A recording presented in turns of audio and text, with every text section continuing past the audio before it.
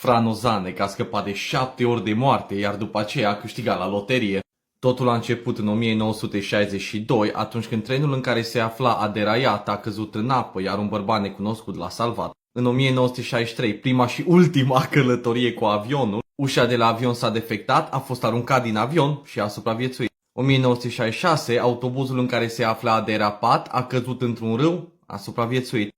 1970, mașina care o conducea a luat foc, a reușit să iasă din mașină înainte ca rezervorul să explodeze. 1973, motorul a fost tropit cu ulei fierbinte, pompă defectă, și motorul a suflat flăcări prin ventilație, arzându-i tot părul de pe corp, a supraviețuit. 1995 a fost lovit de un autobuz, a suferit doar răni ușoare. 1996, după un accident frontal cu un camion, acesta a zburat până parbriz într-un copac, iar mașina a căzut într-o prăpastie adâncă de aproximativ 100 de metri.